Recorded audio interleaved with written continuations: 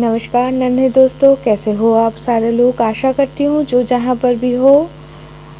आज जो happy new year की जो ईव है, मतलब आज जो ये अभी तो बहुत रात हो चुकी है। मैं जानती हूँ आप सारे लोग सो गए हो, है ना। तो कल सुबह पहले दिन, नए साल की जो पहले दिन है, उसमें आप लोगों के लिए मैं ग्रिम्स फेरी टेल से एक कहानी लेके आई हूँ। इस कहानियों की जो श्रृंखला है, इसको संकलित किए हैं श्री धीरेन्द्र लाल धौर, और इस किताब की जो नाम है वो है भीनदेशी रूपकथा, यानी कि दूसरे देशों की रूपकथाएं। इस किताब की प्रकाशक हैं किशोर भारती, और इसकी जो तस्वीरें हैं ना, ये सारे ड्रॉ किए हैं श्री हरेंद्र चक्रवर्ती, श्री बड़ौदा प्रसन्न दास और श्री अशोक धौर। अच्छा, ये जो किताब है ना, ये कौन से साल में पहली बार पब्लिश हुआ था पता है? 1956 में। कितने साल पुराने हैं भैया। तो अच्छा, इस किताब से हम लोग आज पढ़ने जा रहे हैं हाश राखाली। तो चलो बच्चों, पहले हम कहानी में पहुंचते हैं और फिर हम इसको अनुवाद करते हैं। तो चलो, हाश राखाली। राखाल मतलब जो गाय भैंस चढ़ाते हैं, राखाल, है ना। जैसे श्री कृष्ण का नाम है राखाल राजा, मतलब राखालों का जो राजा है। तो वैसे ही अगर कोई लड़की चढ़ाती है गाय भैंस, तो उसको हम कहते हैं राखाली। तो अगर कोई हंस, मतलब हंस, ऐसे हंस को अगर चढ़ाने के लिए लेके जाती है कोई लड़की, तो उसको हम कहेंगे हाश राखाली। तो शुरू करें आज की कहानी। हाश राखाली। एक राजा थे, उनकी एक बेटी थी। लड़की की जब उम्र बहुत ही कम थी ना, तभी राजा जी गुजर गए। उनकी जो पत्नी थी, यानी कि रानी, वो ही राज्य को चलाते थे। दिन जाए, साल जाए, राजकुमारी बड़ी हुए, है ना। तो राजा पहले से ही अपने बेटी के लिए एक राजकुमार के साथ उसकी रिश्ता तय करके गए थे, है ना। तो जब समय हुआ तो उस दूसरे देश का जो राजकुमार है, मतलब उसके जो पिताजी हैं, उन्होंने खबर भेजे कि भाई लड़की को भेजो, मेरे बच्चे के साथ इसकी राजकुमारी की शादी करवाएंगे हम। तो जहाँ तक ये सुनाई पड़ा, तो राजमाता मतलब रानी जो हैं, वो अपने राजकन्या को, मतलब अपनी बेटी को भेजने के लिए सारे ताम झाम करके अच्छे से मतलब साज सज्जा करवा के उनको एक सफ़ेद घोड़े में बैठा दिए, और उनके साथ एक दासी भी भेजे। दासी नहीं बोलेंगे, दोस्त भी भेजे, सखी भी भेजी, जो काले रंग के एक घोड़े में सवार होके चल पड़े। अच्छा, ये जो भी था, मतलब ये जो प्रोसेशन था जिसमें वो जा रहे थे दूसरे देश में या दूसरे राज्य में, इस चलते माँ है ना। जितना भी वो रानी हो, राज्य शासन करे, लेकिन वो तो माँ है। तो इसीलिए उन्होंने अपने बेटी के सुरक्षा के लिए कवच बांध दिए और बोले, बेटा देखो, इसको कभी भी अपने से अलग मत करना।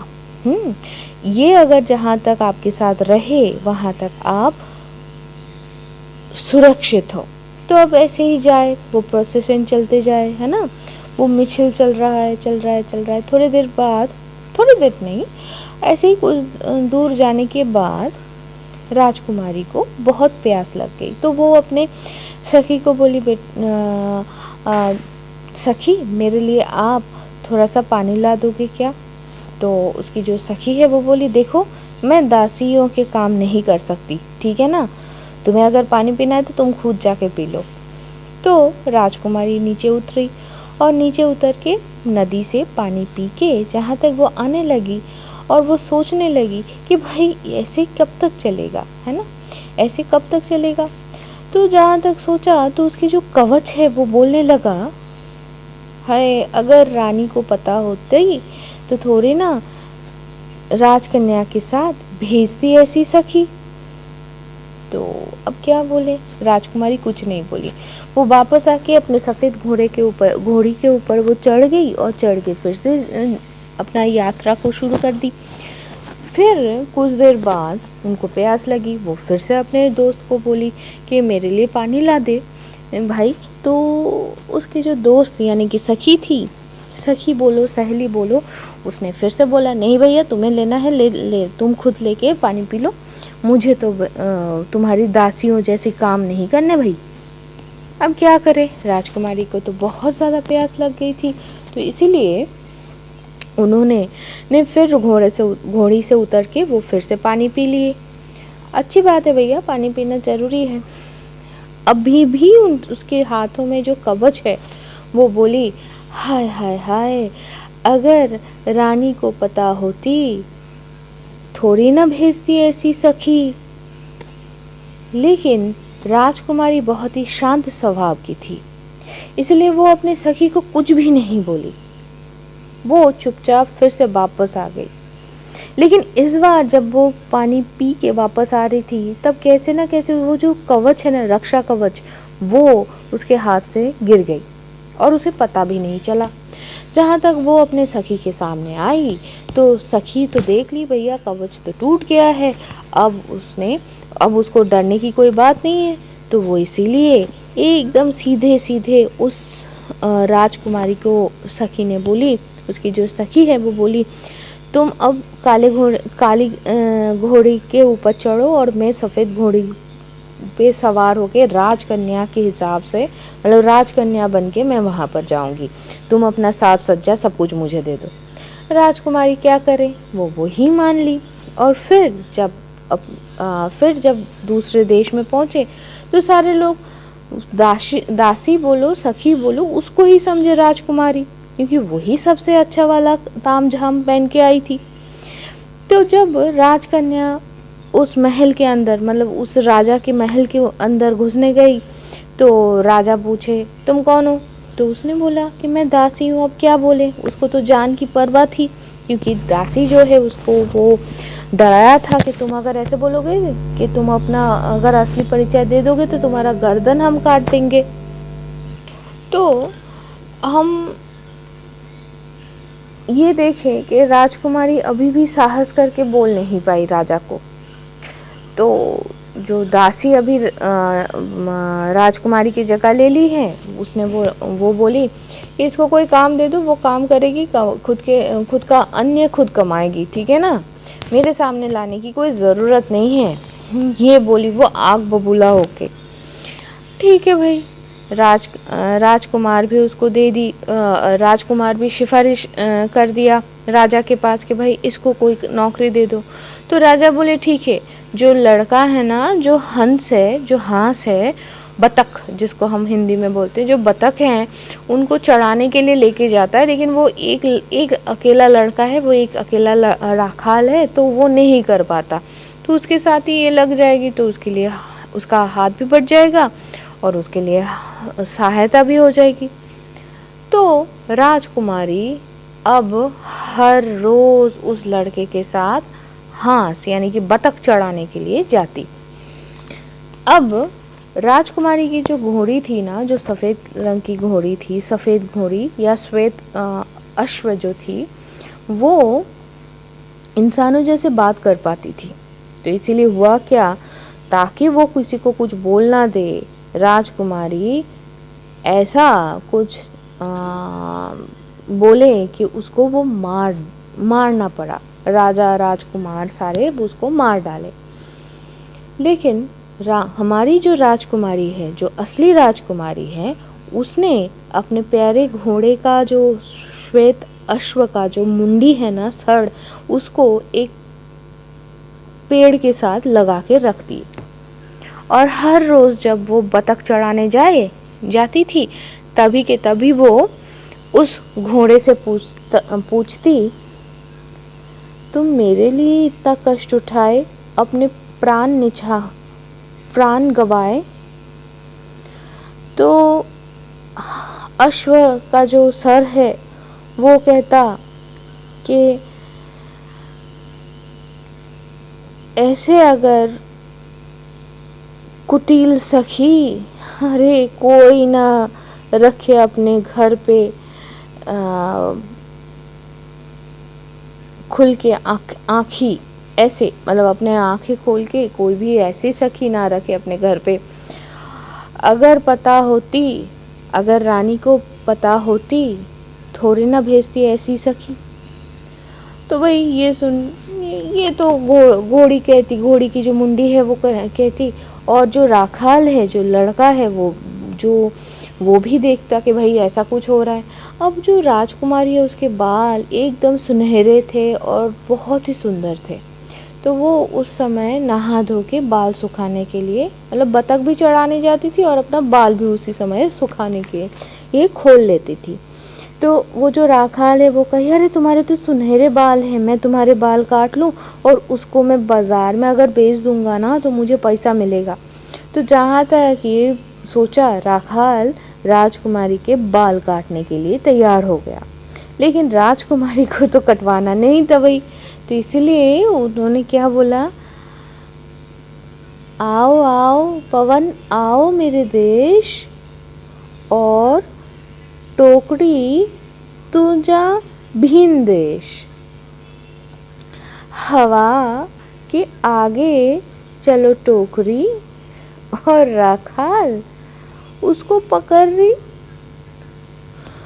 ओ टोकरी तू जा, बहकते हुए जा हवा से भी पहले। राखाल दौड़े, राखाल दौड़े, खेत खलियान छोड़ के, बाल सूखने में जितना समय लगे, हवा तुम टोकरी को लेकर भगाओ आगे आगे। ये जहाँ तक बोली तो राखाल जिस टोकरी में वो बाल काट के रखने वाला था उसको हवा लेकर उड़ा के लेके चला गया, और पूरा दिन राखाल उसी के पीछे दौड़ने लगा। और तब तक राजकुमारी के बाल सूख गए थे तो वो बांध ली। तो राखाल आकर बोली, हैं ये कैसे, ठीक है मैं कल काट के ही रहूँगा। कल जब आया फिर से एक ही बात हुई, घोड़ी बोली, हवा चली, उसकी राखाल का जो टोकरी है वो भी उड़ी। ये सब देख के राखाल ने तो राजा के सामने जाके बोली कि ये जो आप जो लड़की को मेरे साथ दिए हो ना वो डाइन है, डाइन। वो एक मरा हुआ घोड़े की मुंडी के साथ बात करती है और फिर उसके ही कहने पे हवा तेज तेज हवा चलती है और मेरी जो टोकरी है वो उड़ जाती है। ये सब सुन के राजा जी क्या किए, दूसरे दिन एक पेड़ के पीछे वो छुपे रहे और उनके सामने ये सारे घटित होते रहे। मतलब वो अश्व बोला, अश्व का जो कटा हुआ सर है वो बोला राजकुमारी के साथ। फिर जहाँ तक राखाल राजकुमारी का जो बाल है वो काटने गया तो उसकी टोकरी भी उड़ गई। जब राजकुमारी वही कविता वही पोएम बोलने लगी तो ये सब देखने के बाद राजा वहाँ से चले आए, लेकिन उस समय उन्होंने कुछ नहीं बोला। वो शाम को राजकुमारी को पकड़ के बोले, तुम डाइन हो, तुम ऐसे ऐसे कैसे कर सकते हो, तुम मुझे सच बताओ, यही तुम्हारे लिए सिर्फ एकमात्र उपाय है। जहाँ तक ये बोले तो राजकुमारी सब कुछ बोल दी। तो ये सुनने के बाद राजकुमारी को बहुत सुंदर से पोशाक और आभूषण से सजाया राजा ने, और फिर राजकुमारी के छद्मवेश में जो बैठी थी जो दासी उसको भी बुलाए और उसके सामने उन्हीं दोनों के पूरा का पूरा जो कहानी है उन्होंने व्याख्या किया। और व्याख्या करने के बाद बोले, मुझे देखना है कि तुम, मतलब जो दासी अभी राजा के सामने राजकुमारी बन के बैठी है, मुझे देखना है कि तुम अगर रानी बनते हो तो वो तुम कितने समझदार हो, मुझे वो देखना है। तो जहाँ तक ये सुना तो दासी जो राजकुमारी बन के मतलब राजकुमारी बनी हुई है तो उसने बोला कि ऐसा अगर है तो वो जो दासी है ना उसको कांटों से, नीचे कांटा ऊपर कांटा, ऐसे दबा के और ज़मीन में गाड़ दो।